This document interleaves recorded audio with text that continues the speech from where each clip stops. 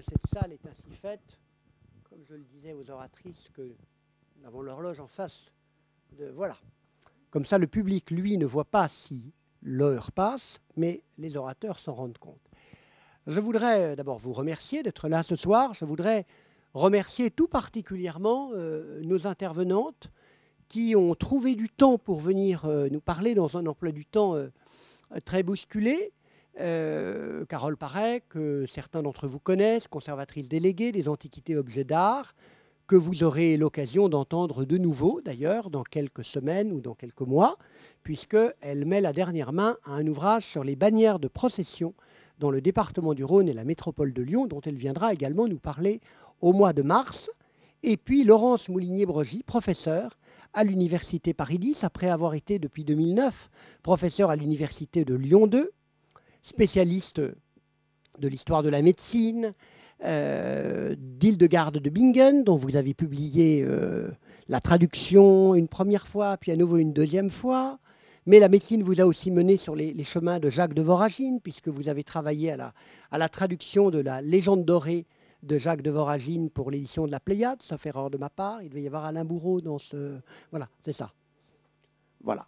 Et je remercie particulièrement Laurence Moulinier-Brogy d'être revenue de Paris, alors que lorsque nous l'avons sollicitée, elle était encore professeure à Lyon, et d'avoir accepté dans un emploi du temps extrêmement bousculé, puisque vous aviez une soutenance de thèse en début de journée, que le temps que la thèse soit soutenue, vous avez sauté dans le train, vous êtes là, voilà, donc vraiment j'ai conscience et que vous êtes obligé ensuite de repartir sur d'autres obligations, donc nous avons beaucoup de chance que vous soyez là.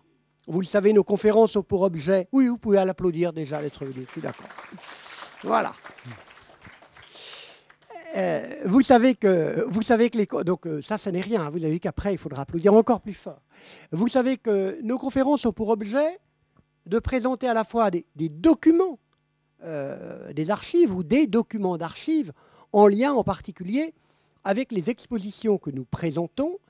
Et vous le savez, vous l'avez visité, vous reviendrez la visiter. Nous présentons actuellement une exposition sur l'histoire des hôpitaux du Moyen-Âge à nos jours, à Lyon et dans le département du Rhône.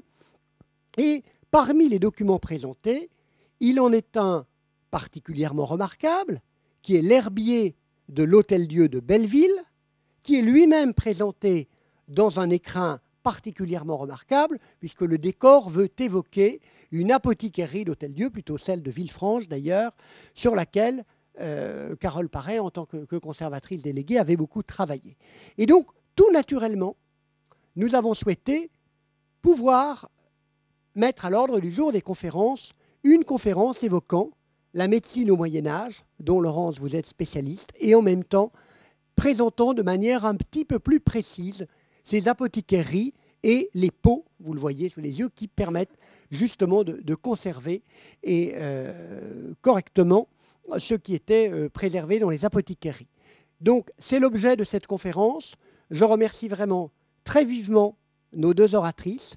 Et pour celles et ceux d'entre vous qui n'auraient pas été voir encore l'exposition et l'Hôtel-Dieu de Belleville, l'herbier de Belleville, eh bien, ils pourront, sinon après la conférence, du moins l'exposition est présentée jusqu'au 17 mars, elle sera même exceptionnellement ouverte le samedi 16 mars, donc j'espère que vous viendrez la voir. Et puis je profite aussi pour signaler que notre programme culturel pour la deuxième partie de l'année universitaire, donc pour le premier semestre de l'année 2024, sera prochainement disponible.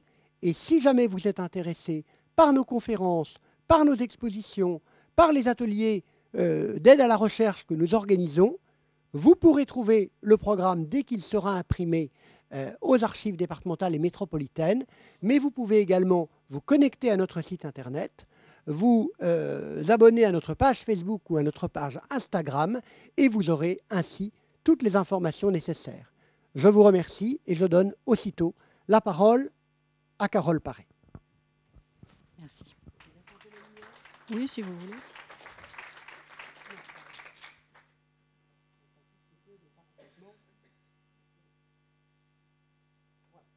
Merci.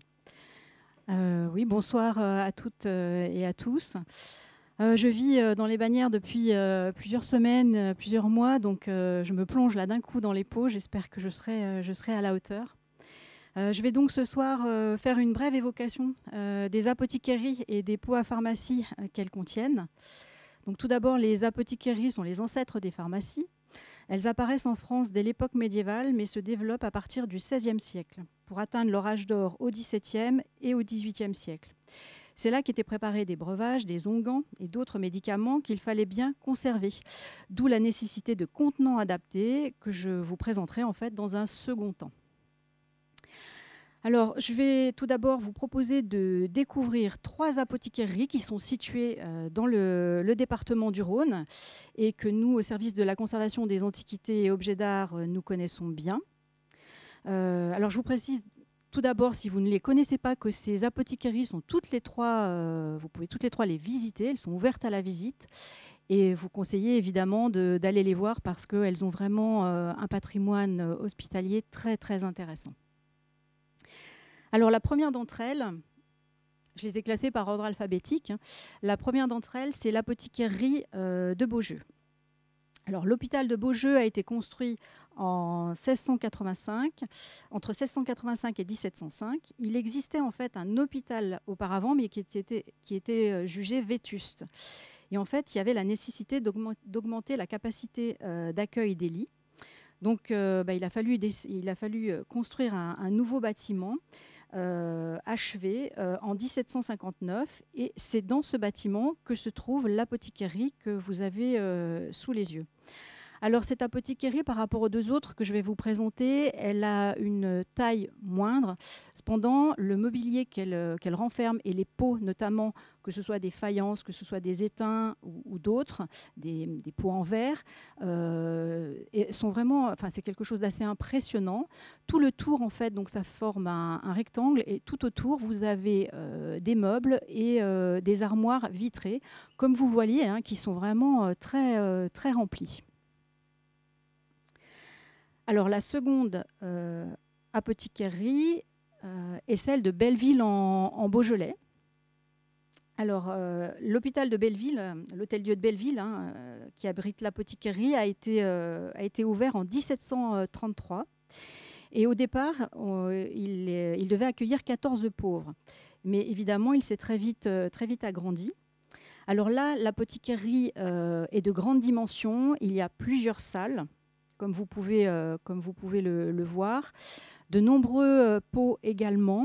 Et je vous ai mis une photo en bas d'une huile sur toile marouflée qui est plafonnante et qui représente Saint-Côme et Saint-Damien. Donc évidemment les patrons liés à tout ce qui est la médecine.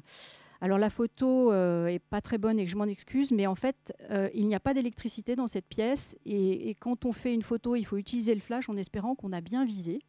Donc c'est pas toujours le cas. Pour vous donner quand même une idée, c'est une toile qui mesure 4,27 m, 4,25 m par 2,90 m. Donc vous voyez, c'est quand même assez conséquent. Et on la date d'environ 1750.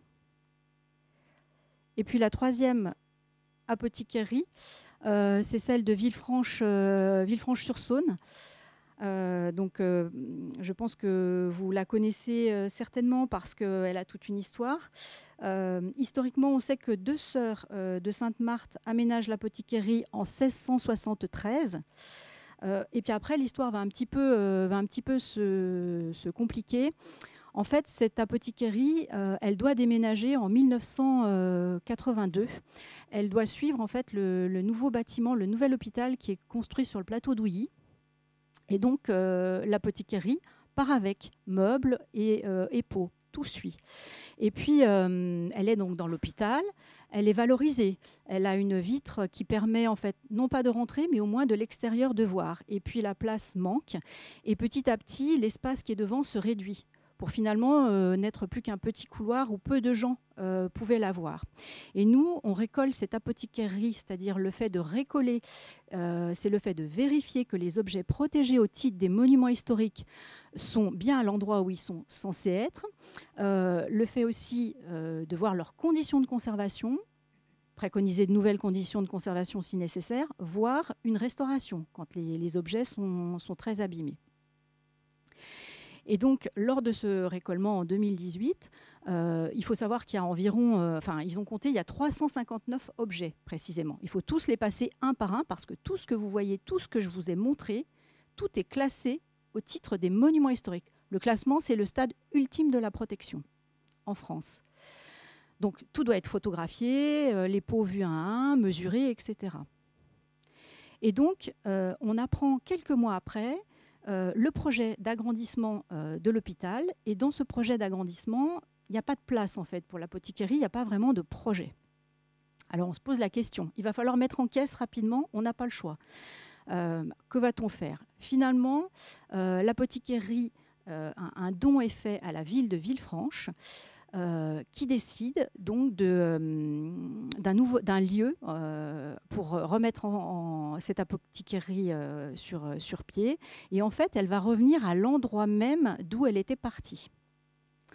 Elle a juste fait un petit tour, sachant qu'il a fallu une semaine pour tout mettre en caisse, tous les pots, démonter les armoires et les meubles, les numéroter pour pouvoir tout remonter dans le bon ordre, parce que si on ne remonte pas dans le bon ordre, c'est fichu, on n'arrivera jamais à avoir l'apothicarie telle qu'elle était.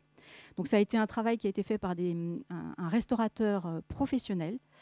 Et voilà donc le résultat. Cette apothicarie a été ouverte dans son nouveau lieu d'accueil à l'automne 2020. Je vous ai mis une photo d'un placard ouvert parce que je sais que parfois on ne peut pas les ouvrir et qu'on aime bien savoir ce qu'il y a dedans. Donc vous voyez, il n'y a pas vraiment de secret, c'est encore de la faïence. Alors, comme je le disais, on connaît bien ces objets avec Bruno Galland parce qu'on les récolte, donc on les voit un par un. On voit des objets intéressants.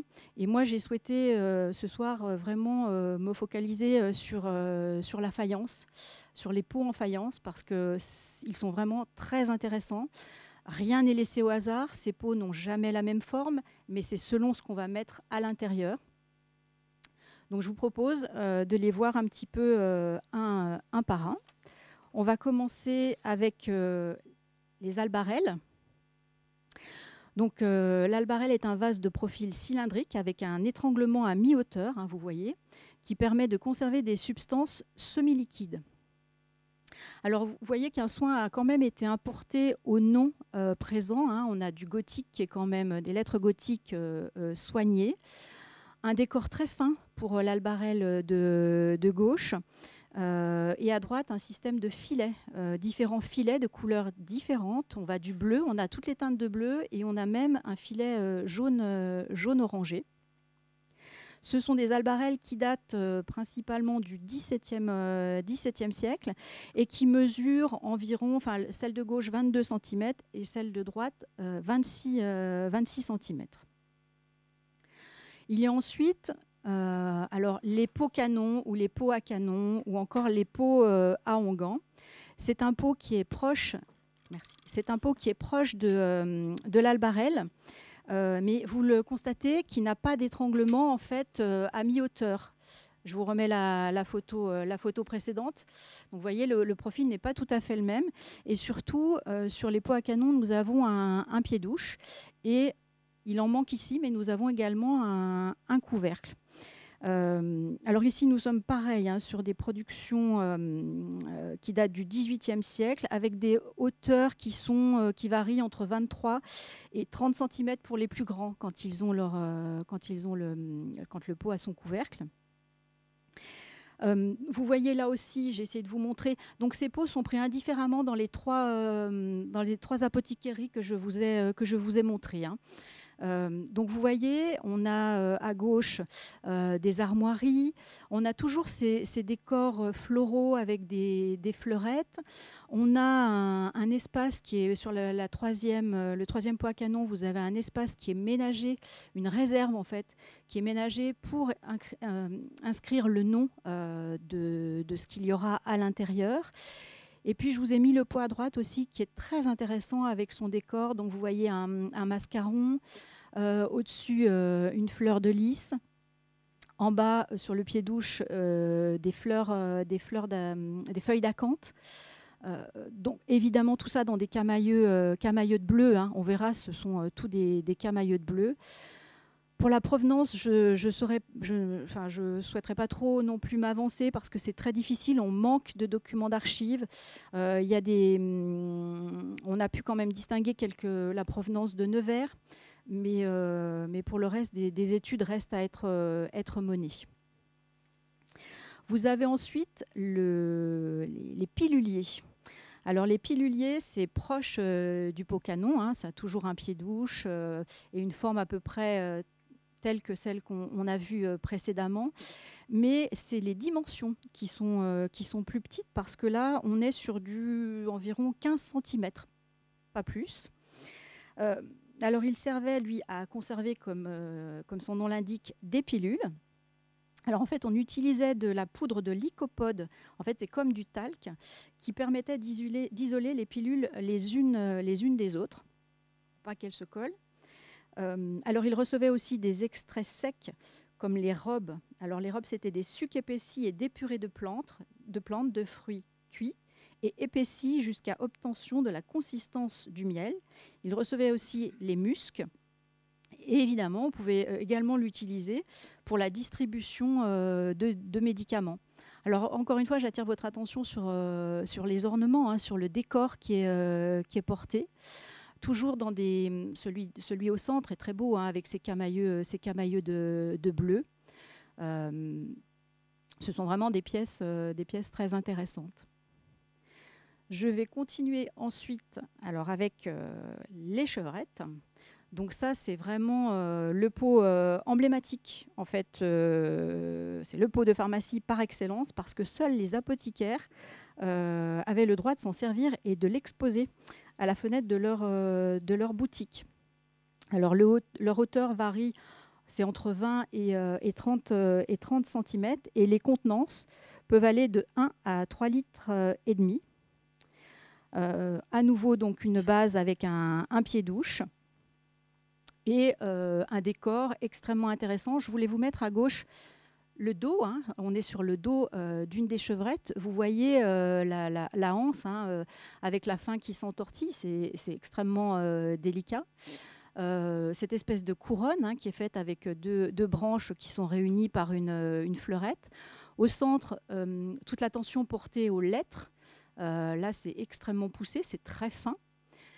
Et puis à droite, un tout autre modèle, mais également très intéressant. Donc on avait effectivement différents, selon la provenance, on avait différents ornements. Parfois, vous allez voir qu'il y a des choses qui reviennent. Vous allez reconnaître, vous allez vous dire, j'ai déjà vu ce type de modèle auparavant. En voilà un autre exemple. Donc vous voyez, je souhaitais vraiment vous mettre les deux côtés parce que ces pots, parfois on a des pots qui n'ont rien derrière, mais là la volonté est vraiment de mettre une ornementation des deux côtés. C'est extrêmement fin, on retrouve ce mascaron, cette fleur de lys. En fait, ces pots, ils sont bien sûr, ils sont utiles tout d'abord, mais il ne faut jamais oublier qu'ils prennent place dans un ensemble et que donc, pour ceux qui connaissent les apothicairies, c'est très très beau à voir, ne serait-ce que parce que ça représente ces pots mis les uns à la suite des autres dans des petites niches. C'est vraiment c'est très élégant. Alors vous voyez le revers, hein, qui est très fin avec ses guirlandes de fleurs. Le pied douche et le pot, le couvercle du pot qui sont aussi traités avec des feuilles d'acanthe. Alors à droite, je vous ai mis un modèle un peu plus simple. C'était surtout pour vous montrer, vous voyez au-dessus du bec, vous voyez un petit rond ouvert. Et là, c'était pour y placer le doigt, en fait, quand on versait. Ça, c'est assez typique également. Alors, vous dire aussi que les chevrettes, ça vient de chèvre en raison du bec, justement, qui ressemble à une corne. Donc voilà, on leur a donné ce nom pour cette raison. Je voulais encore vous montrer un exemple. Alors ici, tout autre décor. Sur le pied douche, on a l'impression de gaudron, hein, ces gaudrons qu'on retrouve aussi sur les pièces d'orfèvrerie, qui sont assez typiques du XVIIIe. Vous avez aussi un personnage que je trouve un peu japonisant. Et puis, je vous ai mis le dessus du couvercle pour que vous voyez aussi qu'ils ne sont pas laissés non plus, ils sont traités, traités comme le reste, partie intégrante de l'objet. Je passe aux bouteilles. Donc les bouteilles recevaient, elles, les eaux distillées, les liqueurs et autres liquides. Donc vous voyez, elles ont un col qui est très très long. Leur contenance peut être de 2 litres. Alors parfois, la panse de la bouteille, on en verra une après, peut être aplatie. Soit elle est vraiment pensue, soit elle est aplatie. Et ça ressemble en fait à une gourde parfois. Donc voyez à nouveau le décor et vous reconnaissez le mascaron qu'on a déjà vu avec le décor de lys. Et puis un col qui est travaillé également avec des systèmes de traits assez raides et qui alternent avec des traits ondulés. Une autre bouteille, là aussi qui est très intéressante, puisque vous voyez, on a laissé vraiment peu de place au fond et on a vraiment orné au maximum cette bouteille. Alors d'un côté avec un décor de fleurs, de rinceaux, et de l'autre carrément une scène champêtre. Voilà, qui est représentée. Donc tout ça, encore une fois, était fait pour être utilisé et ça a une valeur esthétique également. Je souhaitais aussi vous montrer une autre bouteille. Donc vous voyez, d'un côté, elle est presque plate et de l'autre un petit peu plus arrondie. Et là, c'est un décor de scène de chasse, donc un lapin qui est poursuivi par un homme et son chien. À nouveau, un col très travaillé, avec fleurs et feuilles. Alors, on va passer à des pots maintenant qui sont très intéressants. C'est les pots de montre ou les pots de monstre. Alors, ces pots-là, ils font 60 cm de hauteur et ils revendiquent en fait totalement l'aspect esthétique, l'aspect d'apparat. En fait, ils sont faits pour ça. Ils sont souvent dans les meubles d'encoignure et ils sont au sommet. Ils ont une grande niche qui leur est réservée. Ces pots-là sont extrêmement décorés, comme vous pouvez le voir. Généralement, ils reçoivent la thériaque, qui est ce qu'on appelle une panacée. En fait, la thériaque, c'est un remède qui guérit tout. Vous mettez donc dedans un petit peu tous les ingrédients que vous avez. C'est un remède qui est très ancien, qui existe déjà durant l'Antiquité. Et en fait, vous mettez, alors selon les recettes, 50 à 70 éléments, vous mélangez tout, mais surtout, il faut mettre dedans, pour que ce soit une thériaque, il faut mettre de la chair de vipère, il faut mettre du pavot, du castoreum et du miel. Et vous laissez en fait tout ça agir pendant 1 an. Et après, ça guérit tous les maux. En tout cas, c'était vendu comme ça. Et puis, vous aviez le mithridate. Alors ça, c'est aussi un remède qui est connu, qui est anti-poison. Alors lui, il y avait un petit peu moins de choses qui le composaient, et notamment, il n'avait pas d'éléments de vipère.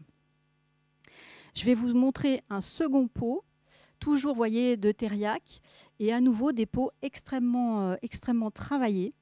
Je vous dis, on est sur du 60 cm. C'est des pots qui sont extrêmement fragiles et quand vous les récollez, vous ne les descendez pas, ceux-là. Vous montez à leur hauteur pour les voir, pour faire des photos, pour les tourner si vous y arrivez. Mais ça, c'est des pots qu'il ne faut...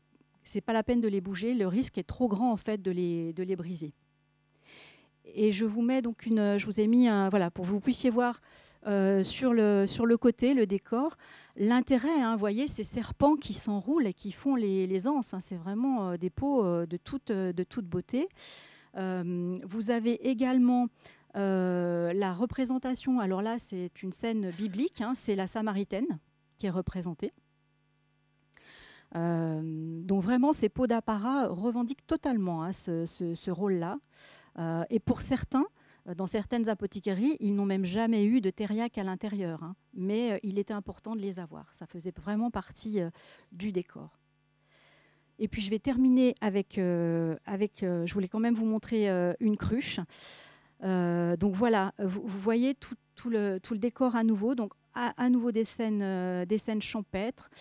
le soin apporté aux anses, hein, qui tournicotent lorsqu'elles rejoignent la panse. La poignée aussi, qui est une torsade. Et puis tout ce décor qui se déroule tout autour, en fait, tout autour de la cruche. Vous le voyez, et on va le voir sur la dernière image, qui est l'image suivante. Vous voyez, je vous le disais, la fragilité de ces pots, hein. Vous voyez la base qui est cassée. En fait, le moindre choc, c'est des pots du 18e, hein, essentiellement, que je viens de vous montrer. Hein. Des pots du 18e qui ont déjà vécu et qui sont très fragiles. C'est des pots qu'on ne prend pas par les anses. C'est des pots lorsqu'on les déplace, on assure, en fait, hein, avec la main dessous. Il ne faut pas les déplacer, surtout lorsqu'ils sont protégés au titre des monuments historiques. Le mieux, c'est de ne pas les déplacer ou de voir avec nous. Et puis, le dernier que je voulais vous montrer. Donc, vous voyez à nouveau ces décors qui sont portés sur ces objets du quotidien, en fait, hein, dans l'apothicairerie. Et à nouveau, les altérations qu'on peut trouver. Ici, c'est sur la anse. Hein, vous voyez qu'elle est cassée d'un côté. Mais à nouveau, un décor très riche et vraiment très, très intéressant. Alors là, je vous ai montré qu'une petite partie, en fait, hein, de ce que vous pouvez trouver. Et je ne me suis intéressée qu'aux pots en faïence, mais il y a bien d'autres choses dans les apothicairies, vraiment. Donc, ce que je peux vous conseiller, c'est vraiment de vous rendre dans les trois apothicairies, d'aller voir sur place ces pots et puis ce patrimoine, en fait, qui mérite vraiment qu'on le reconnaisse comme tel. Voilà, je vous remercie.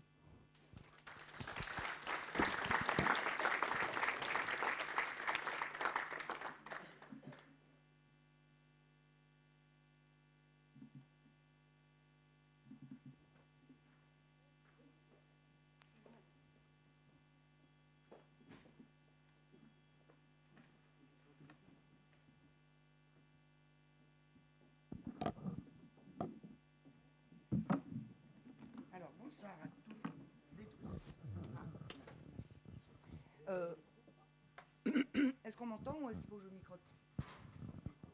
Allez. Non. Il faut appuyer dessus. Non, il est en marche. Il est en marche. Alors, c'est à mon tour de vous souhaiter la bienvenue, vous remercier d'être là, m'excuser encore puisque j'aurais dû vous voir non pas à la fin de l'automne, mais à la fin de l'été. Et j'ai été convoquée au tribunal en tant que justiciable, je vous rassure, mais je n'ai pas pu du tout m'y dérober, d'où le décalage de 3 mois. Et je pense que vous avez beaucoup de mérite à venir écouter des choses sur la médecine médiévale un 14 décembre, alors que tout le monde a la tête aux cadeaux et aux festivités. Deuxième chose, je remercie beaucoup Carole de nous avoir instruits et de m'avoir fourni une transition facile, puisqu'elle nous a montré de magnifiques contenants. Et je vais essayer de vous donner quelques aperçus du contenu en tentant de vous entretenir sans vous assommer, vu l'heure, de la médecine par les plantes du Moyen-Âge. Je n'arrive pas à remonter rapidement parce que je suis une handicapée de chez Macintosh. Ah voilà. Et que devant EPC, je perds absolument tous mes moyens.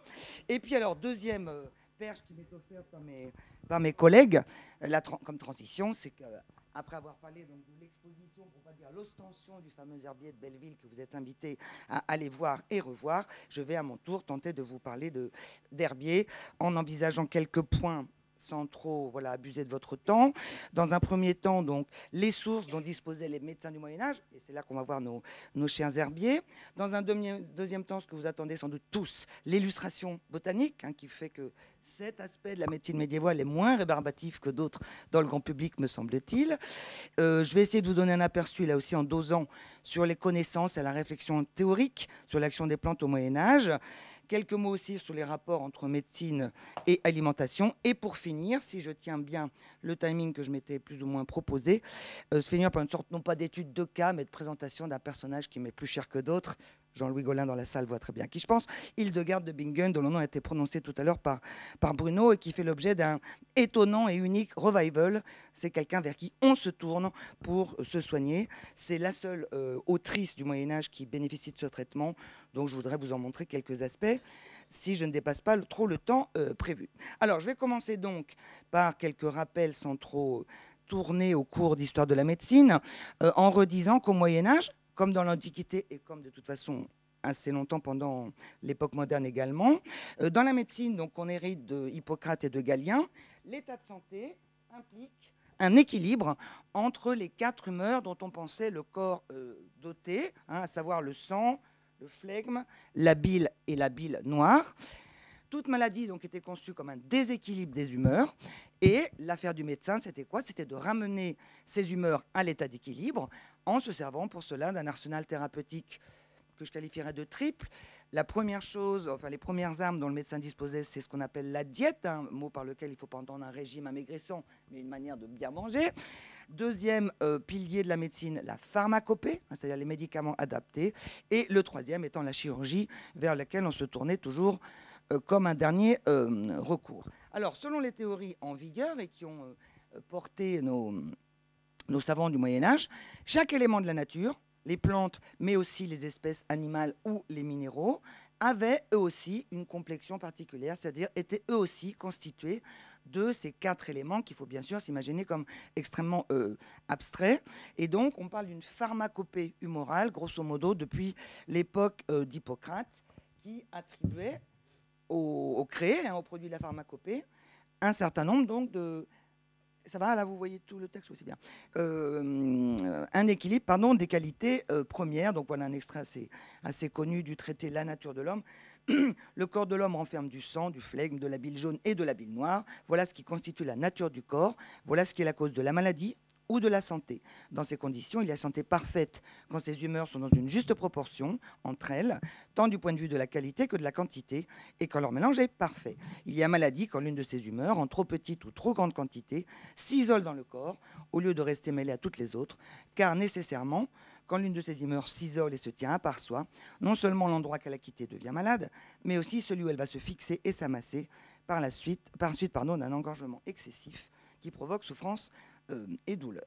Alors, aux époques anciennes où nous citons ce soir, les produits qui entrent dans la composition de médicaments peuvent revêtir 2 aspects, une forme composée ou ce qu'on appelle une forme simple. Quand on parle des simples au Moyen-Âge, on entend par là des éléments employés seuls pour des effets thérapeutiques. La sauge, en tant que telle, est un simple, ou le poireau est également un simple, mais il se distingue des aliments, on va en reparler si j'en ai le temps. Les aliments sont considérés effectivement comme des végétaux, la plupart du temps, nourrissant le corps et totalement assimilés par l'organisme. C'est-à-dire qu'à la suite du processus de digestion, qu'on voit comme une cuisson, ils deviennent vraiment matière corporelle, ils ont vraiment changé de nature. Les médicaments, eux, ça peut être donc les mêmes, qu'ils soient à base de végétaux ou d'animaux, voire de pierres, ne subissent pas cette assimilation. Ils ne vont pas changer de nature, mais ils vont altérer le corps et tenter donc de corriger le déséquilibre qui a été détecté par les médecins. Donc ils vont tour à tour agir contre une surabondance d'humeur ou au contraire une diminution d'humeur, le cas échéant. Je n'insiste pas trop là-dessus. Alors ces fameux simples, ces produits donc considérés seuls, en dehors de tout mélange, sans grande surprise, c'est pas un scoop, c'était majoritairement des plantes. On a pu calculer que les plantes représentent à peu près 85% des simples mentionnés dans la littérature médicale du Moyen-Âge, alors que la part réservée aux produits animaux est de 5%, et que, contre toute attente peut-être, la part des minéraux est un peu supérieure de 10%. Alors, herbiers et antidotaires sont pendant très longtemps les principales sources d'informations dont disposent nos médecins. Qu'est-ce qu'il faut entendre donc là par herbier? Par ce bel objet contenant des feuilles ou des fleurs séchées qu'on manipule avec délicatesse. Ça a une acception plus technique, bien précise. C'est tout livre de pharmacopée qui va évoquer des plantes, leurs caractéristiques et leurs vertus thérapeutiques. Donc, c'est des ouvrages énumérant des simples. Je répète, principalement végétaux, mais vous l'aurez compris, parfois aussi végétaux ou minéraux. Et grosso modo, herbier au Moyen-Âge est très souvent synonyme de livre de botanique médicale, dont les racines plongent dans l'Antiquité et qui veulent décrire et présenter les vertus et les usages de différentes plantes. Dans ce domaine, le Moyen-Âge disposa à la fois d'un héritage antique et de production propre que je vais aussi tenter de vous présenter sans tomber dans trop de pédantisme. Alors, le premier qui vient à l'esprit, en tout cas qui vient sous les yeux quand on se penche là-dessus, c'est Pline. Hein. Pline l'Ancien, dans son histoire naturelle, présentait déjà quand même un certain nombre de plantes utilisées dans la pharmacopée. En revanche, à l'époque où je commence mon parcours, au Moyen-Âge, Hippocrate et Galien sont fort mal connus. Hein. Ils sont connus en grec ou en arabe ailleurs, mais l'Occident latin est largement privé de leur science botanique. Il n'y a guère qu'un herbier alphabétique attribué à Galien, mais qui est en fait un pseudépigraphe qu'on attribue à Théodore Prussien, qui énumère les vertus des simples et qui circule. Hein, mais ça fait extrêmement peu. Alors effectivement, on a des siècles de latence, hein, on se contente un petit peu de bribes du savoir grec, ce qui en avait surnagé en mode épave un peu, avant la réintroduction d'un certain nombre de connaissances à partir du XIe siècle. Donc jusqu'au XIe siècle, de quoi on dispose d'un très petit nombre de textes. En fait, il y a un petit corpus vers lequel se tourner quand on s'intéresse à ce qu'on savait des plantes. Et ce sont beaucoup, là encore, des pseudépigraphes, c'est-à-dire des textes mis sous l'autorité de quelqu'un qui a un nom fameux, mais dont absolument l'attribution n'est pas certaine. Alors le premier, c'est un traité d'Herbis Fémininis, donc qui est attribué faussement à Dioscoride. On a ensuite Oribase et ses Euporista, mais simplement le livre 2. Un herbier attribué à Apulée, donc un pseudo-Apulée. Et puis un ouvrage qui mérite un plus grand coup de projecteur, si je peux dire, l'Alphabetum Gallieni, donc l'alphabet de Galien, qu'on appelle aussi alphabet à Paternianum, qui se distingue en quoi? Eh bien parce qu'il présente dans l'ordre alphabétique les simples végétaux, animaux ou minéraux qu'il recense. Il y a quand même 300 items qui sont contenus dans cet ouvrage. Et pourquoi j'insiste tout de suite? Enfin, je le pose comme un jalon parce qu'évidemment, l'ordre alphabétique, ça va être la clé de la diffusion et du succès d'Herbier à partir du Moyen-Âge central. Donc là, je vous propose plutôt tout de suite un extrait de la préface de ce petit traité qui a eu un grand succès, alors que maintenant il est complètement inconnu, où l'auteur explique donc cette démarche alphabétique qui est originale.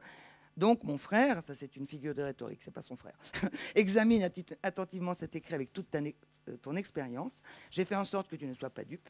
Et pour éviter que celui qui cherche une herbette ou quelque autre espèce aromatique ou minérale n'erre longtemps et ne déroule tout le volume, à l'époque effectivement c'est des rouleaux, hein, on n'est pas encore au codex, je vais énumérer dans l'ordre des initiales A, B, C, D tous les onguents qui sont traités dans l'art des simples et viennent en usage médical.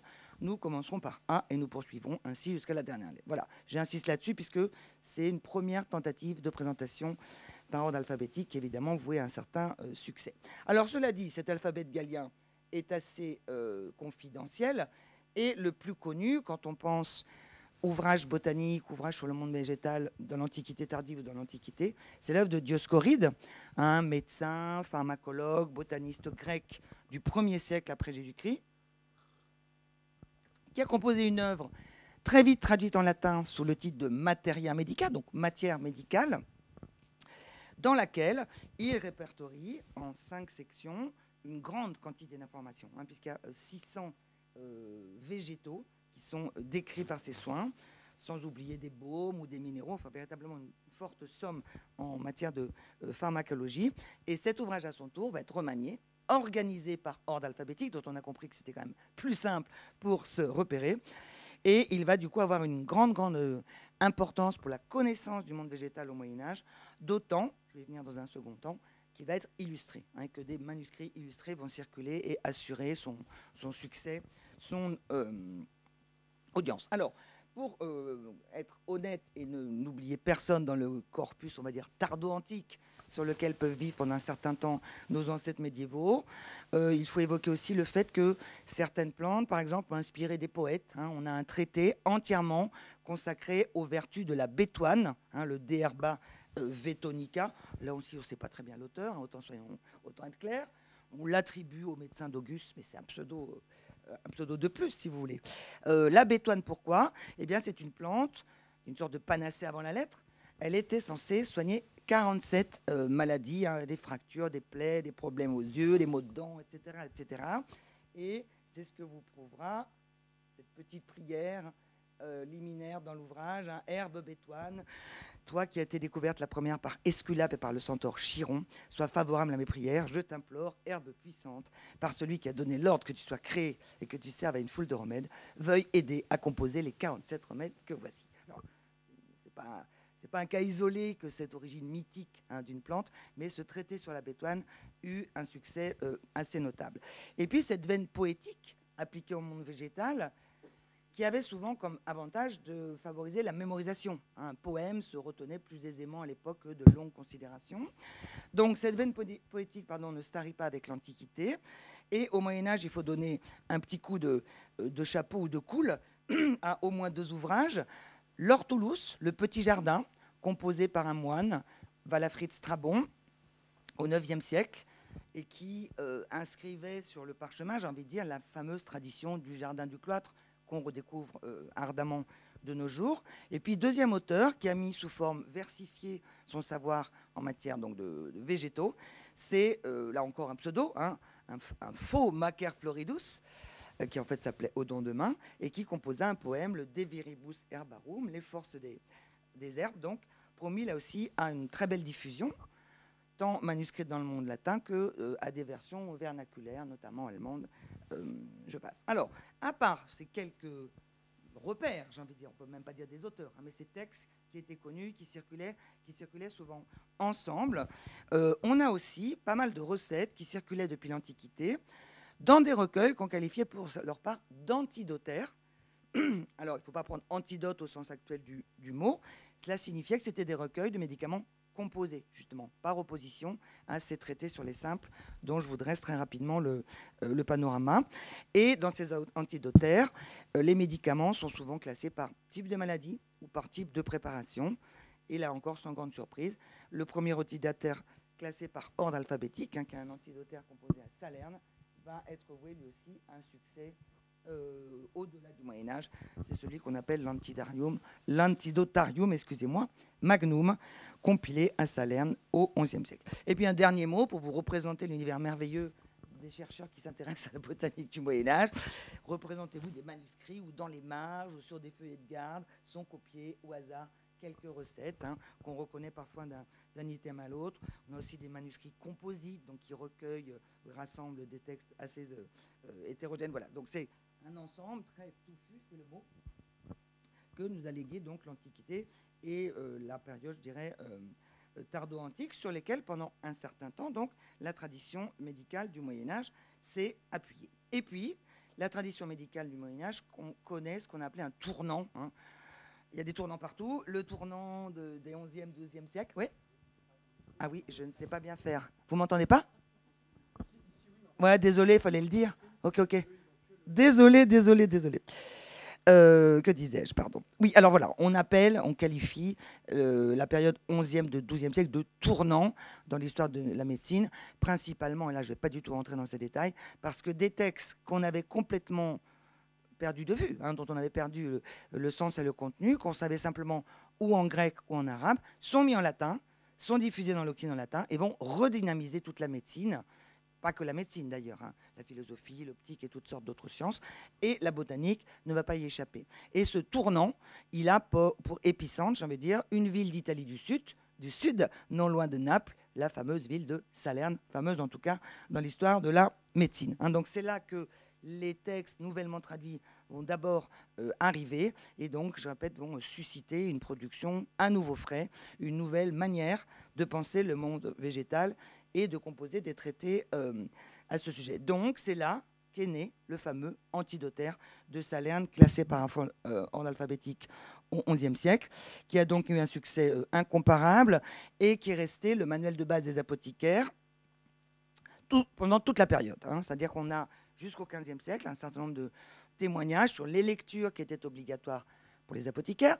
Les apothicaires étaient parfois des rusés qui vendaient des produits frauduleux ou qui pêchaient par collusion avec des médecins, bon, etc., etc. Et surtout, ils pouvaient être ignorants. Et ça, c'était très grave, parce qu'évidemment, la préparation des remèdes en pâtissait et la santé des malades aussi. Et donc, un certain nombre de manuels à l'intention des apothicaires vont voir le jour fin 15e, et on prescrit encore l'antidotaire alors qu'il date du XIe siècle. Deuxième autre étape très importante dans ce petit parcours végétal qu'on fait ensemble. Ah oui, zut, j'ai raté mon coup, excusez-moi. Bon, on va y revenir, Dioscode, c'est pas grave. C'est un deuxième personnage salernitain qui s'appelle Platearius, qui, lui, au XIIe siècle, va composer un autre ouvrage, mais j'aimerais bien quand même que vous voyez son titre latin, qui s'appelle ou Kircheinstans, ou le livre de la médecine simple. Ah ben le voilà. Autre ouvrage, donc, voué à un succès qui va aller crescendo de manière exponentielle et qui ne va cesser d'être enrichi. C'est une particularité des œuvres médiévales que de pouvoir être augmenté, hein, notamment en ce qui concerne la médecine. Donc, des herbiers circulent et puis un tel qui connaît une plante qui n'était pas encore couchée par écrit dans tel ou tel recueil va l'adjoindre.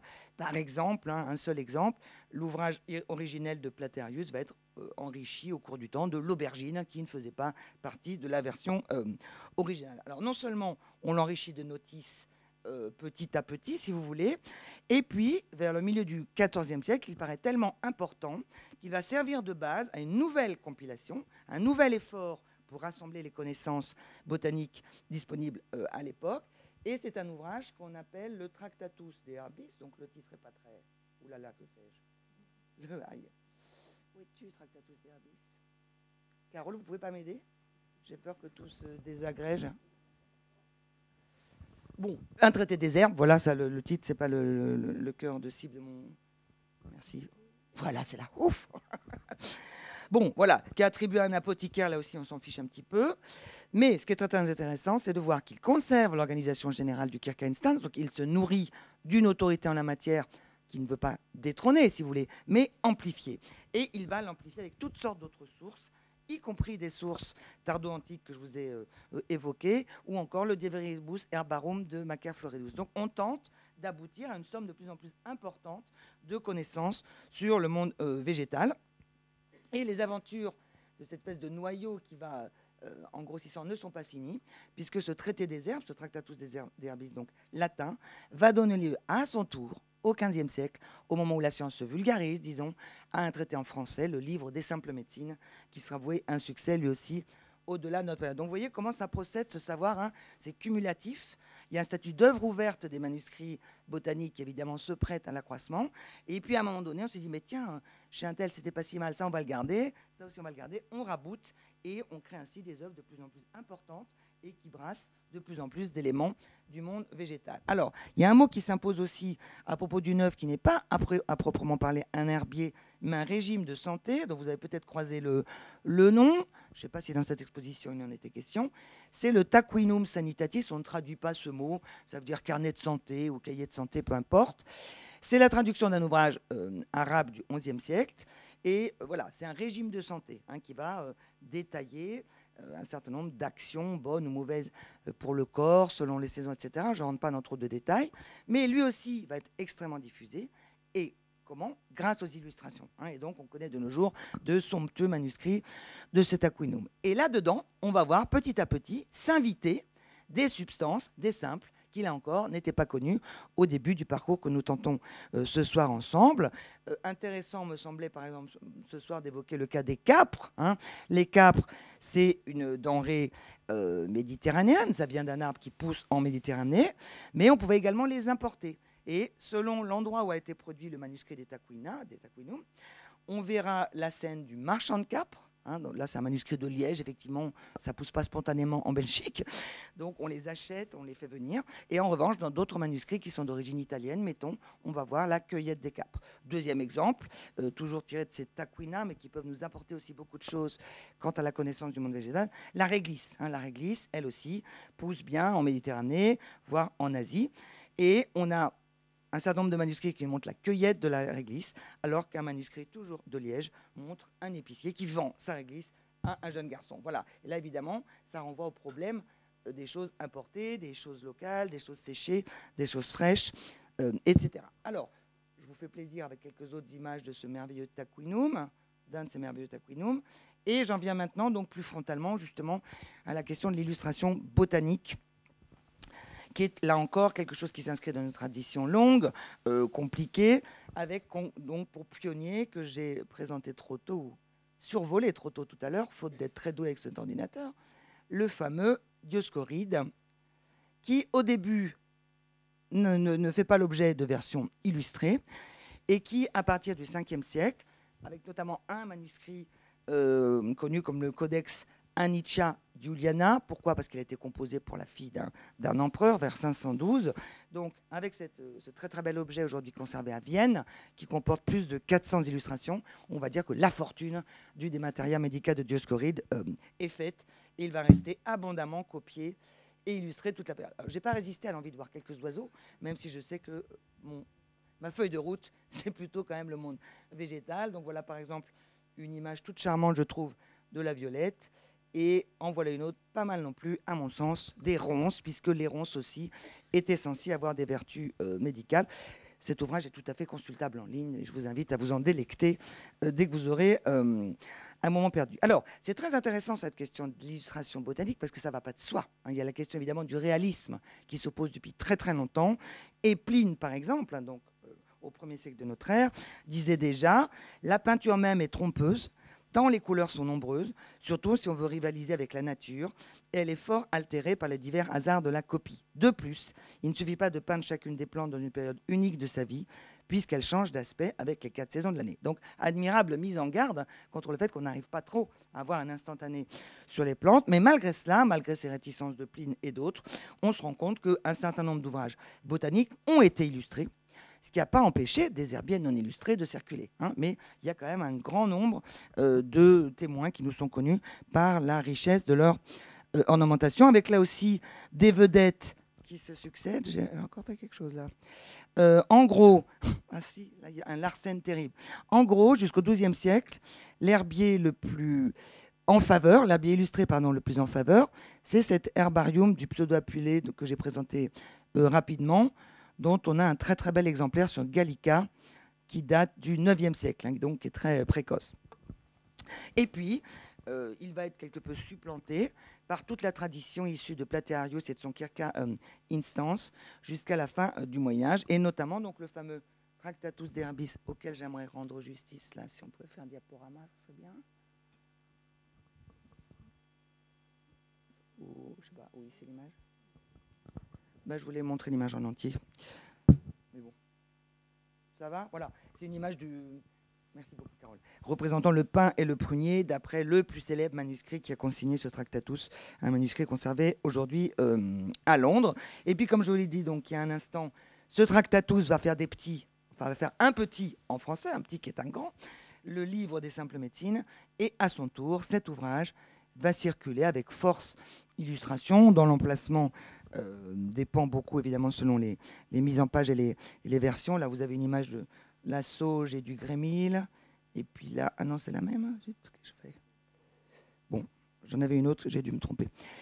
Alors, ce qui est intéressant, c'est que cette fortune du livre illustré va se communiquer directement à l'ère de l'imprimerie. On a parfois trop tendance à opposer Moyen-Âge et époque moderne sur certains thèmes. En la matière, il n'en est absolument rien. Dès 1488, il est donné aux presses et jusqu'en 1548, on a trace de ces éditions qui reprennent exactement la disposition des herbiers imprimés, avec les questions évidemment d'usage pratique qui se posent au nom donc des questions ou des problèmes, disons, que le réalisme peut poser. Alors, j'en viens maintenant un peu rapidement, parce que comme l'a dit Bruno, on a l'heure, donc on n'a aucune excuse pour être trop long. Mais je vais essayer d'être simple. Voilà. Les réflexions théoriques, grosso modo, la manière dont on pense le monde végétal, qu'est-ce qu'on doit retenir? Alors, première chose, vous l'aurez compris, il y a des grandes disparités d'un auteur à l'autre. Je ne sais pas comment remédier à ce problème. Enfin, moi, je m'entends avec du crin-crin. Non? Non, vous m'entendez normal, vous? Bon, ok. Par exemple, la violette, dont j'ai montré tout à l'heure une illustration fort mignonne. La violette, elle est archi courante, elle est, a priori, chez tous nos auteurs, elle pousse sous tous les climats. Valafride, dans son beau poème sur 24 plantes, lui consacre une notice. Eh bien, par exemple, Platearius ne s'y intéresse pas plus que ça, il la mentionne simplement au détour d'une recette. Donc, tous les auteurs ne retiennent pas les mêmes plantes comme également importantes. Mais tous, peu ou prou, éprouvent le besoin de classer, de répertorier cette profusion végétale en fonction d'un certain nombre de critères. Il y a grosso modo 2 ou 3 types de classements dont je vais dire un tout petit mot par rapport à la thérapeutique qu'on en attend qui sont en vigueur. Alors, premier principe qui régit alors le monde végétal, la médecine à base de plantes, disons, c'est ce qu'on appelle la médecine des contraires. Là aussi, c'est une histoire qui vient de très loin. Ça vient d'Hippocrate. En gros, si vous voulez, on considérait qu'il y avait des maladies qui s'appellent chaudes, dites chaudes. Alors, les fièvres, c'est facile à comprendre. Les maladies liées à la bile jaune, c'est peut-être plus compliqué. Eh bien, dans ces cas-là, on va les traiter par des médecines froides, donc des simples, dont on se rassure qu'elles ont de la froideur comme qualité première. La fameuse bétoine dont j'ai parlé tout à l'heure est censée être chaude et sèche et recommandée pour les maux de tête de cause froide. Deuxième type de classement qu'on va volontiers trouver dans les ouvrages qui nous parlent du monde des plantes, c'est un type de classement selon les vertus. Alors, laxative, diurétique, constrictive, héménagogue, etc. Ça va être également une grille de lecture, un moyen d'entrer dans le monde végétal et de le classer. Et puis enfin, on a toujours, malgré les connaissances qui progressent et l'évolution de la transmission du savoir, ce qu'on appelle la médecine analogique ou médecine des signatures. En quoi ça consiste? Vous le savez, je pense déjà tous. On imagine que certains simples, par leur forme, par leur couleur, par leur origine, disent naturellement les maladies qu'ils sont aptes à soigner. Pour donner quelques exemples simples, le sang dragon, qui est une résine rouge, est censé arrêter les flux de sang. La garance aussi, elle est censée notamment arrêter les menstrues. La saxifrage, et là on se tourne plutôt vers l'étymologie, ce qui veut dire qui brise la pierre, est censé casser les calculs dans le corps de l'homme, donc les pierres, enfin la gravelle si vous voulez. Les fougères, qui sont également nommées capillaires, soignent les cheveux. Et enfin, on peut donc se fonder sur la couleur. Des simples de couleur jaune vont être employés contre l'ictère. Et on peut aussi se fonder donc sur la forme. Le melon, par exemple, passe pour soigner les maux de tête, etc., etc. Donc, cette médecine des signatures continue d'avoir une existence. À côté, je répète, d'autres systèmes de lecture ou de modes de classement. Voilà. Alors, ce qu'il faut enfin préciser, qui ne va peut-être pas de soi, c'est que nos auteurs, même si elles sont anonymes, varient leur discours selon le public visé. Et donc, on ne va pas décrire les plantes de la même façon selon qu'on s'adresse à un public de clients riches ou selon qu'on s'adresse à un public de praticiens, de confrères. Par exemple, Gilles de Corbeil, un médecin du XIIIe siècle qui fut le médecin de Philippe Auguste et qui a écrit un livre sur la vertu des médicaments composés, ne donne pratiquement pas de recettes précises, sans doute parce qu'il avait en tête un lectorat de confrères, des gens qui savaient déjà de quoi il était question. En revanche, l'antidotaire Nicolas, dont j'ai chanté les louanges tout à l'heure, donne pour sa part des recettes très détaillées, avec des doses. Alors, je ne vais pas lire la recette en entier parce que franchement, on ne va pas se ruer pour s'acheter de la brionne vu l'heure qu'il est. Mais voilà, c'est assez typique de sa manière de faire. Il présente très rapidement l'onguent. Ce n'est pas ça qui l'intéresse, la théorie. Et puis ensuite, il va donner au contraire un mode d'emploi, une recette détaillée, le plus didactique possible. Donc, on peut avoir, si vous voulez, une grande, là aussi, variété dans la manière dont il faut appréhender ce qu'ont écrit nos auteurs. Ce qui est certain aussi, je regarde l'heure, cher Bruno et chère Carole, ce qui est certain aussi, c'est qu'il y a toujours un lien dans nos traités qui est fait entre médecine et alimentation. J'ai évoqué tout à l'heure la double casquette possible d'un simple. On est bien conscient à l'époque que des maladies sont liées à des excès alimentaires notamment. Et le fameux Gilles de Corbeil, pour lequel ce soir j'ai un petit faible, a écrit un texte extraordinaire pour essayer de consoler les pauvres de ne pas pouvoir accès à un médicament cher qu'il prescrit. Il fait l'éloge, si vous voulez, de la pauvreté et de la frugalité. Voilà, la pauvreté elle-même procure une médecine à peu de frais. Elle se nourrit des fèves chères à Pythagore, accompagnées d'un peu de lard et de simples légumes. Le pain de son qui satisfait un estomac affamé a le pouvoir de débarrasser le corps de ses humeurs grossières. La nourriture mangée avec faim est plus savoureuse. J'adore cette phrase. Elle nourrit et réconforte davantage. Elle est mieux acceptée par le corps. Et puis il termine donc sur une critique des agapes de certains de ses contemporains. Celui qui s'adonne à ses festins de roi, à ses libations s'alanguit, sa gourmandise n'a plus de limite et son ventre s'épaissit. Donc il y a une part dans ce texte assez amusant, mais il y a quand même aussi le souci du médecin qui voit qu'il y a des excès quand même qui font de sérieux dégâts et qui peuvent s'accompagner notamment d'une surabondance de bile qui va surchauffer le corps, il va falloir le purger, etc., etc.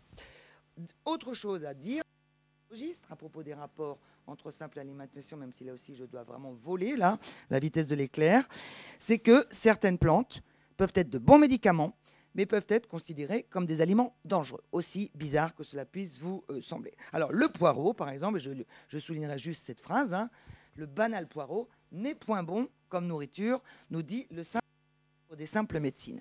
Les lentilles aussi, si familières de nos cantines, connaissent le même sort.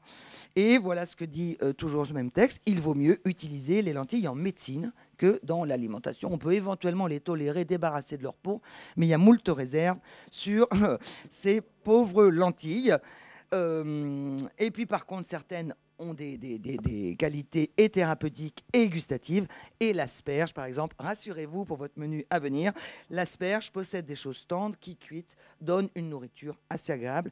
Et c'est le cas également de l'orge. Mais c'est pour vous rappeler que des choses qui nous sommes basiques, à lait de soie qu'on consommait, non, pouvaient contenir, aux yeux des médecins, un certain nombre de dangers. Alors, ce thème que je sabre affreusement de l'alimentation des malades, mais ce n'est pas respect de votre fatigue, me permet d'enchaîner subtilement avec justement le point annoncé, Hildegarde de Bingen, qui me semble être un cas d'étude intéressant pour les historiens comme pour les sociologues. Je me suis bien gardé de prononcer son nom pendant 40 minutes, mais quand même il faut lui rendre hommage, puisque cette sainte femme canonisée il n'y a pas très longtemps, morte en 1179, a fait œuvre de médecine et comment, hein, dans laquelle la connaissance du monde végétal occupe une place très importante, puisque la section consacrée aux plantes dans son encyclopédie médicale comprend quand même 220 espèces. Alors on n'est pas au livre des simples médecines, mais c'est déjà tout à fait remarquable, dont des espèces locales qui ont beaucoup attiré l'attention. Alors non seulement elle parle d'à peu près toutes les plantes qui étaient connues à son époque dans toutes sortes de traités contemporains. Ah oui, ça c'était la minute plaisir. C'est Hildegarde par Barbara Soukova, plus jolie je pense que la vraie Hildegarde, c'était pour vous détendre un petit peu. Dans un film hélas jamais commercialisé en France. Alors non seulement elle parle d'un certain nombre de plantes connues à son époque par d'autres auteurs, y compris la fameuse mandragore. J'ai pas fait les choses dans le bon sens, je sais pas ce que j'ai fait, je m'excuse. Voilà. Une plante entourée de toutes sortes de récits dont cette illustration vous donne un aperçu. Donc elle parle de beaucoup de plantes locales, c'est très intéressant. Et elle a notamment aussi une grande connaissance des plantes toxiques, hein, qui fait aussi la singularité de son œuvre. Elle est consciente du danger que représentent pour l'homme ou pour le bétail des plantes comme la ciguë, la brionne, la colchique, la zarée, la belladone, j'en passe, c'est des meilleurs.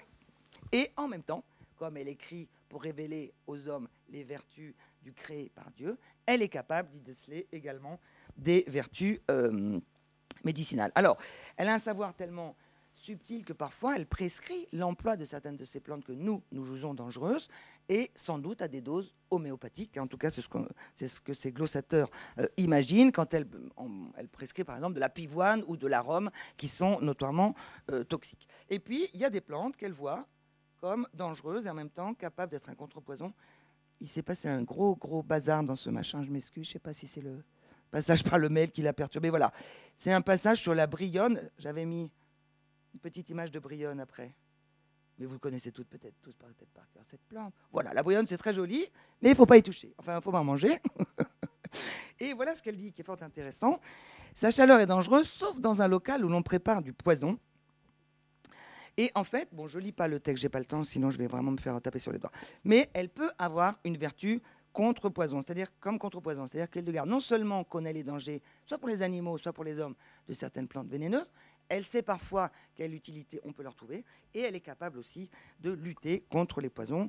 Je rappelle très vite que la peur des poisons est bien présente au Moyen-Âge, y compris dans les milieux monastiques. Abélard lui-même n'a-t-il pas été empoisonné par ses moines? Alors, si je conclus mon parcours, et c'est promis, je conclus par Hildegarde de Bingen.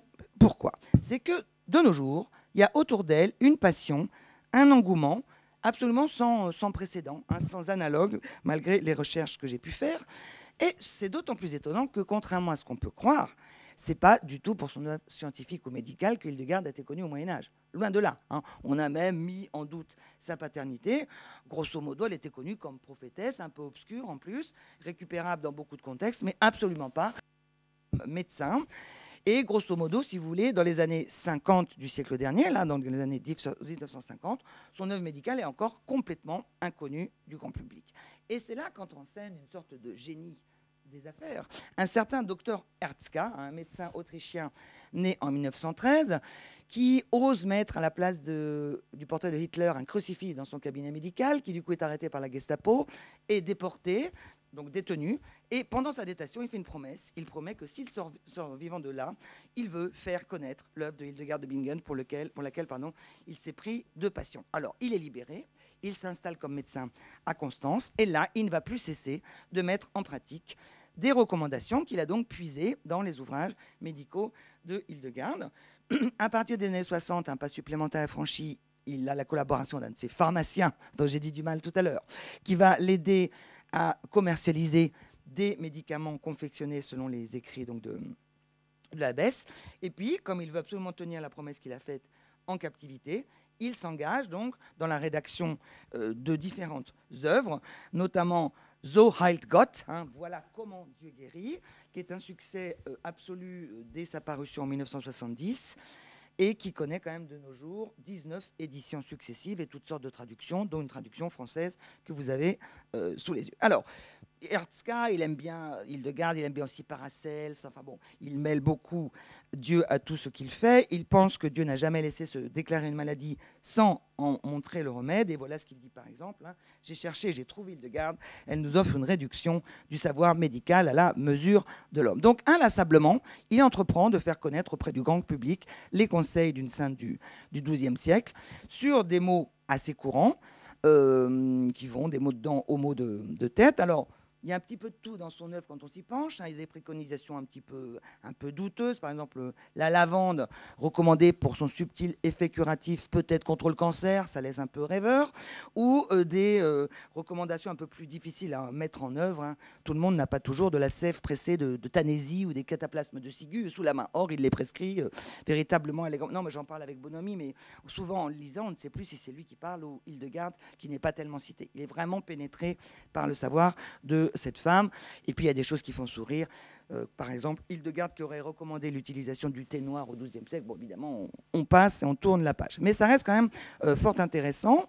Il finit par prendre sa retraite et il a une sorte de disciple, enfin un adepte qui s'appelle Vigard Strelo, qui va continuer son œuvre.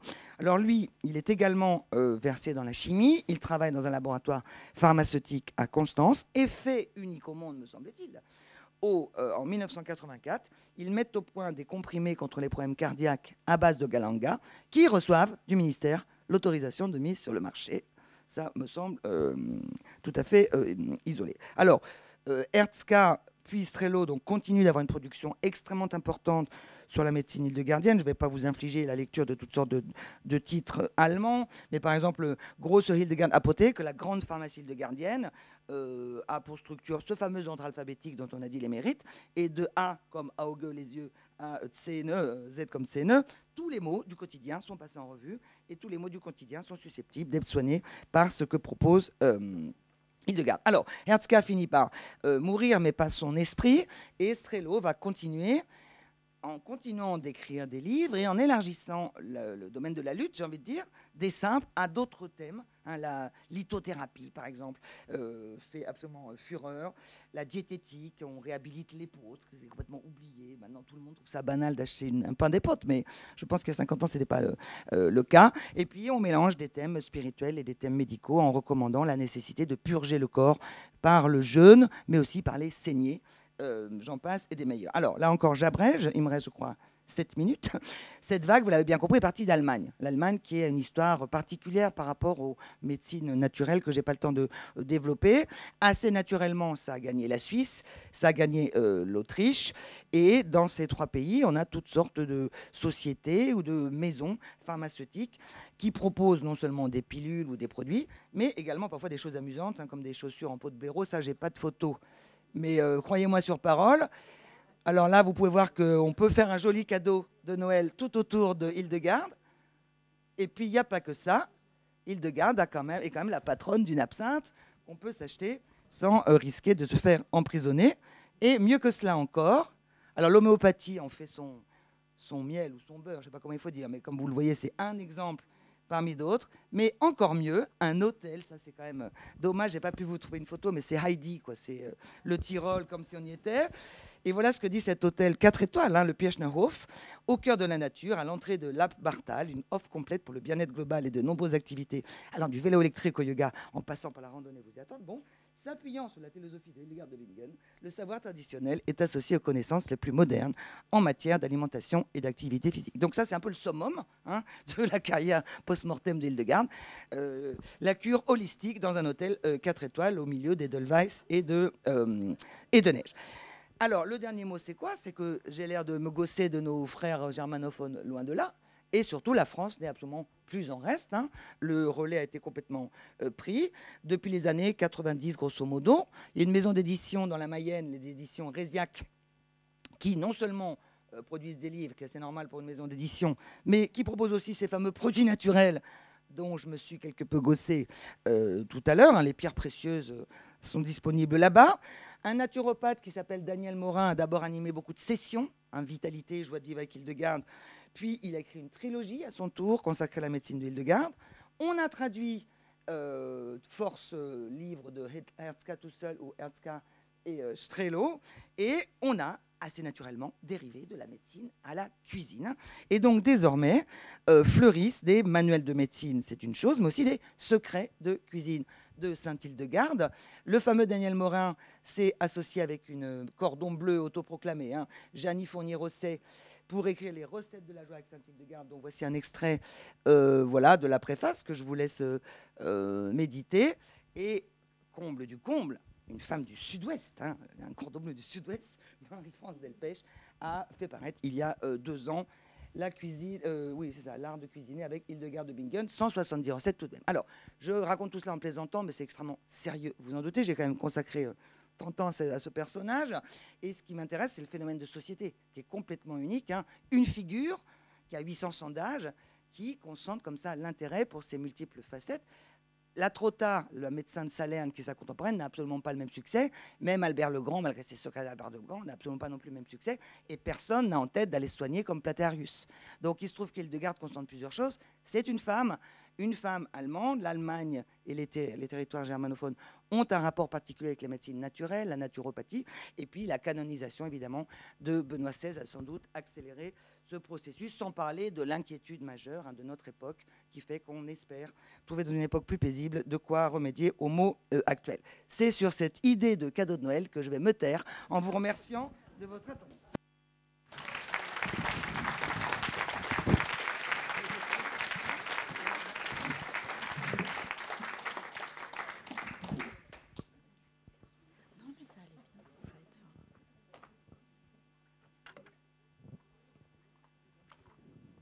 Je vais faire circuler le micro si jamais il y a des questions. Et il y en a certainement, mais du coup, moi-même, j'en ai une première. La médecine au Moyen-Âge, par les plantes, est essentielle. Mais puisque vous terminez, Laurence, sur Hildegard de Bingen, Hildegard de Bingen, c'est bien ce que j'ai compris, n'avait aucun écho particulier dans la littérature médicale au Moyen-Âge. Je vous rends le micro parce que certains nous écoutent depuis Belgique et ils entendent mieux quand on parle dans le micro. Non, elle a un écho faible. Alors, aucun, ce serait injuste, mais il est très localisé. C'est le long du Rhin que son œuvre médicale est connue. Il y a même des médecins de Heidelberg qui en copient quelques extraits. Il y a des versions allemandes qui circulent, qui vont grossir justement une des versions allemandes du Maca Floridus. Mais elle n'a aucune aura internationale et on chercherait vainement mention de sa médecine à elle dans les traités salernitains du XIIIe pour le coup. Voilà. Elle a vraiment une postérité germanique, pour la médecine comme pour le reste dans un premier temps. Voilà. Alors, plus généralement, sur Hildegard de Bingen ou sur ce qui nous a été présenté précédemment, ou bien sur les apothicaries, y a-t-il des questions? Les auditeurs de Belleville ne peuvent pas poser de questions, mais ils ont une apothicarie dans l'enceinte même de l'Hôtel-Dieu. Alors, je ne sais pas s'ils l'ont vue avant ou s'ils iront la revoir après. Et j'en profite pour dire à ceux qui sont ici d'aller visiter l'Hôtel-Dieu de Belleville, qui présente vraiment un patrimoine architectural tout à fait remarquable. S'il y a des questions, alors, parlez bien dans le micro. Merci, madame. Bonsoir. Je connais l'apothicarie de Belleville, magnifique. Je voulais revenir aux chevrettes. Pourquoi vous avez dit qu'il y a que l'apothicaire qui doit le déposer ou la déposer en vitrine? En fait, c'est ce que j'ai lu. Lui seul, en fait, c'est même ce qui représente les apothicaires. Et en fait, lui seul avait le droit de le mettre en vitrine. Et il y a même eu, j'ai vu passer d'autres personnes qui n'étaient pas des apothicaires et qui l'avaient mis dans leur vitrine et ils avaient été attaqués. Il avait fallu qu'ils l'enlèvent. C'est vraiment pour l'apothicaire. C'est ce que j'ai lu. Je ne vous oublie pas. Non, c'est un détail très pratique. Tous ces beaux pots d'apothicaillerie qu'on a vus là, on sait où est-ce qu'ils étaient fabriqués, par qui En fait, c'est ce que je vous ai dit. Je me suis pas trop lancée parce qu'au moment alors ces pots ont été classés dans les années 80. Donc ça veut dire qu'il y a eu des fiches. C'était tout début. Tous sont passés dans les années 80, 82. Il y a eu des fiches qui ont été faites à l'époque et il y a des spécialistes qui se sont interrogés. Et malheureusement, par manque d'archives, il y a des fois des suspicions. Des fois, on pense que c'est Nevers. Ça pourrait être Lyon, parce que Lyon était un centre important également. Mais moi, pour l'instant, on peut pas en dire plus. On n'en sait pas plus. Il faudrait vraiment des archives, comme pour beaucoup de choses. Sans les archives, on est un peu en difficulté. Il y a des choses locales, c'est sûr, ou régionales, c'est sûr, bien sûr. Mais après, comment ces pots arrivaient ici, comment on faisait les choix, ça, je l'ignore. Je pique le micro de zone, après je le rends public, mais j'avais la même question que vous, monsieur, en partie. Les albérelles, avec un nom pareil, ça vient d'Italie. Il n'y a jamais eu de mot français pour les désigner. Donc on continue de les importer ou on a adopté la technique de fabrication en France? Dans le micro, Carole. Mais pas le nom. Oui. Je pense que c'était... oui, puisqu'ils devaient produire aussi en France, j'imagine. Alors, je continue, je reviendrai vers vous. Bonsoir, merci beaucoup pour ces interventions passionnantes. J'ai lu que Hildegard de Bingen avait vécu 80 ans, mais est-ce qu'on en est sûr? Et voilà, enfin, ça me paraît. C'est vrai? Oui. On en est sûr. Enfin, qu'est-ce qu'on sait de sa vie un peu? On a plein de choses. Alors là, pour le coup, on a plein de choses, plus que sur les apothicailleries, j'ai l'impression. Si on fait la part d'une vita qui, comme toute vie de saint, évidemment, est enjolivante, on a d'abord ses propres œuvres avec des datations précises. Elle sait l'âge qu'elle a. Elle dit l'âge qu'elle a au début de ses visions, tout de même. Et puis, on a toutes sortes de documents d'archives, y compris des chartes, par exemple, qui attestent des transactions qu'elle a passées. Elle vient d'une famille noble, ça aide un peu dans la vie. Donc, on a là aussi toutes sortes de... Non, on est certain qu'elle a vécu de 1098 à 1179. Alors, ça semble comme ça mirifique. Albert le Grand aussi vit 80 ans, hein. Quand vous êtes à l'abri de vos murs et que vous êtes une femme non exposée à 15 couches, déjà, ça permet de vivre plus longtemps. Non, je blague, mais elle n'est pas unique au monde. Et c'est pas une fable, ça c'est sûr. Monsieur, et ensuite monsieur au premier rang. Aliénor d'Aquitaine vit le même temps, elle a 15 enfants. Donc, des fortes femmes, on va dire. Bonsoir, merci pour ces présentations effectivement très intéressantes, passionnantes. Et je comprends bien la frustration de faire l'exposé à la cavalcade, vu tout ce qu'il peut y avoir comme autre chose intéressante à raconter. J'aurais bien posé des questions sur l'aspect sociétal que vous avez vite exposé, mais bon, je pouvais me demander si peut-être Big Pharma n'allait pas déposer quelque chose pour récupérer aussi Hildegard, je ne sais pas. Ma question, c'était plus technique, j'allais dire. J'ai entendu tout à l'heure que vous disiez que dans toute la série des médecines, des remèdes, il y avait de quoi soigner tous les maux du quotidien. Je crois que c'est ce que vous avez employé comme expression. Alors, ma question est, est-ce que cela pouvait concerner des maux tels que les troubles mentaux? Alors, vous parlez de ce qu'a fait Erzka de Hildegard ou de ce que Hildegard dit? Les deux. Et même éventuellement d'avant Hildegard ou d'après, dans les herbiers et dans les médecines proposées par les plantes. Les médecins du Moyen Moyen-Âge prennent en compte, oui, les troubles. Pardon. Le micro, dans le micro. Non, la manie, par exemple, est une rubrique qu'on trouve dans toutes sortes de traités du Moyen-Âge, tant chez les médecins arabes qu'ensuite leurs sectateurs latins.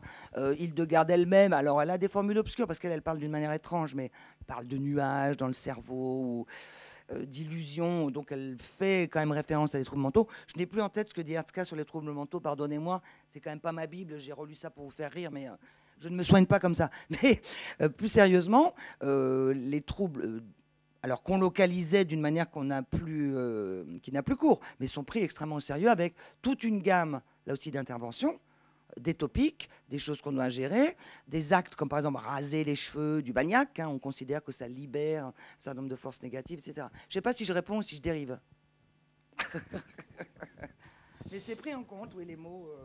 La mélancolie ou la maladie d'amour vont être des grandes thématiques à la frontière entre la somatisation et la maladie mentale, jusqu'à la fin de l'époque. Pas de question, mais deux remarques. J'avais entendu dire aussi que la thériaque était très importante, et moi j'avais entendu parler d'opium carrément, et pas de pavot. C'est juste un... Alors le pavot, l'opium est fait à partir du pavot, mais il y a quand même une différence entre les deux. Et ça explique pas mal le soulagement que ça devait apporter, même si ça ne soignait probablement pas tout. Et ma deuxième question, oui, non, c'était pas une question, c'était, vous avez parlé des très belles apothicairies, je connais que celle de Belleville. J'ai la chance de travailler à Trévoux et de faire visiter l'apothicarie de Trévoux, et dans le département de l'Ain, il y a aussi de très très belles apothicairies, et donc j'enjoins tout le monde d'aller les visiter aussi, elles sont très très belles. Dans quel bâtiment elle est, l'apothicarie ? Elle est dans le centre culturel, donc c'est le SIAP, le centre... juste à côté de la médiathèque. Voilà, c'est un espace muséal gratuit et c'est offert tous les dimanches de 15h à 18h. N'hésitez pas à aller voir. Il y en a une à Toisset, voilà, il y en a plein dans le département de l'Ain. Comme à Villefranche, comme à Beaujeu, nous avons tous de très belles apothicairies, mais vous avez bien raison de le signaler.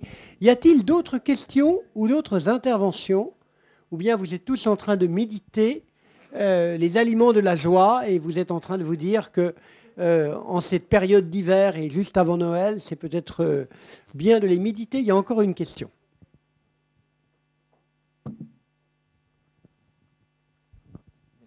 Merci bien. Je voulais savoir si la médecine par les plantes avait, après le Moyen-Âge, périclité pour peut-être renaître plus tard dans ce qu'on pourrait appeler l'homéopathie, mais ou est-ce qu'il y a toujours eu une importance des plantes dans la fonction médicale sur l'époque moderne?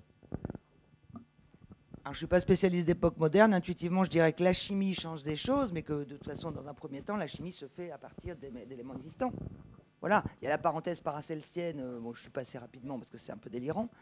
Donc, que l'emploi n'ait plus été du tout selon les mêmes modalités, oui, mais que la base de tout ça, enfin, l'aspirine, ça vient du saule pleureur, quoi. Donc, je m'arrête là parce que je ne suis pas spécialiste de la médecine du tout au 18e et 19e. Là, il y a un grand retour très massif qui est un rejet. Hertzka le dit lui-même, on en a marre des trucs chimiques. Donc, je pense aussi que la chimie a changé les choses. Mais vous savez, même la saignée, on continue jusqu'au 18e. Donc, finalement, il y a des abolitions, mais pas d'abolition. Voilà, je ne sais pas si je vous réponds bien. Et donc, il y a encore une question.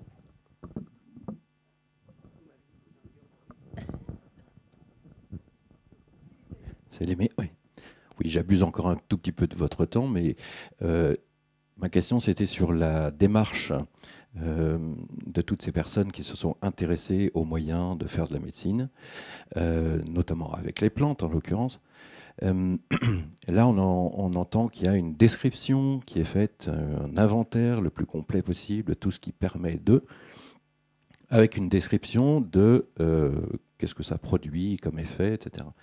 Et ma question, c'est est-ce qu'il y a eu à un moment donné une démarche de l'ordre des sciences expérimentales pour s'assurer que tout ça est bien exact, avec des retours d'expérience, etc., etc. Ok, je comprends. Alors, il y a deux choses.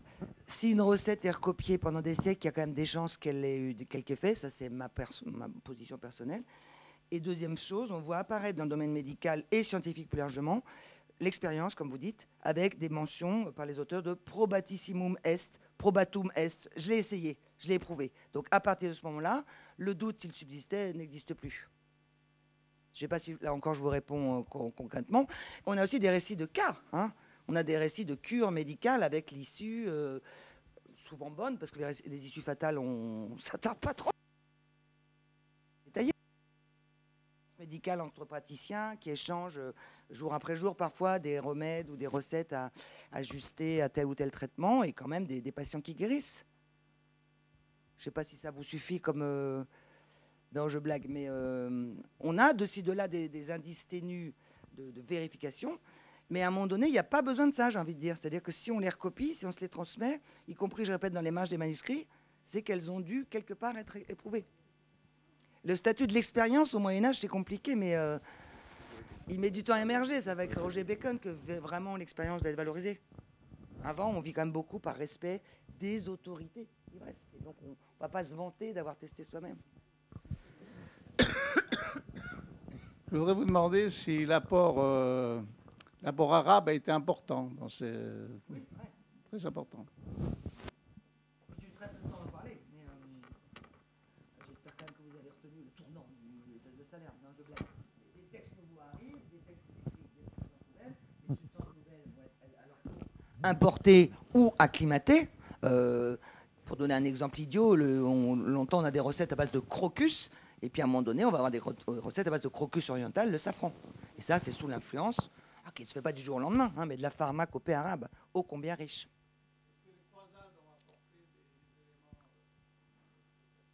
Certainement, mais de là à les identifier, on n'a aucun texte qui nous dise clairement ça vient, vous voyez. C'est plutôt une grande tendance, un grand mouvement. Le mouvement des hommes, le mouvement des idées, le mouvement des textes. Et puis la technique, l'agriculture qui a suivi. Je vais vous demander, je vous repasse le micro, c'est toujours pareil, c'est pour les auditeurs qui nous écoutent à Belleville. Hildegarde s'intéressait à la lithothérapie. Oui. Hein. Vous en avez parlé très peu. Non, parce que c'était les plantes ce soir. Bon, moi je suis venue pour la médecine, guérison, etc. J'avais pas du tout assez de temps pour tout. Moi, ce que j'ai entendu, c'est qu'elle aimait cette pierre qui s'appelait Dumortierite. Vous avez entendu parler? Et que c'était Monsieur Dumortier à Chaponneau, vers les aqueducs de Bonan, qui l'avait découverte. Et donc ça m'avait toujours... J'ai su ça il y a très longtemps, mais j'ai jamais eu de confirmation. Voilà, je vous vois ce soir. Comment elle s'appellerait dans son œuvre? Pardon? Comment la pierre s'appellerait-elle dans l'œuvre d'Hildegarde? Eh bien, c'était Dumortierite et c'était Monsieur Dumortier. Non, là, ça fait un peu... Je ne pense pas qu'on avait un Monsieur Dumortier en 1179 à Chaponneau. Non. Je sais bien qu'il y a des aqueducs à Chaponneau, mais je pense que... Il y a des choses plus faciles. Voilà. Le diamant ou l'émeraude, je peux vous en parler. La Dumortierite, nettement Je moins. ne veux pas froisser qui que ce soit de Chaponneau dans la salle, mais je me demande si Chaponneau n'a pas un peu quand même construit une légende. Voilà. Bon, j'espère que les habitants de Chaponneau qui seraient dans la salle ne m'en tiendront pas rigueur. Je vous propose, il y a sûrement encore beaucoup de questions. D'abord, je vous propose, vous avez applaudi nos oratrices au début de la séance, donc je vous invite quand même à leur exprimer à nouveau vos remerciements.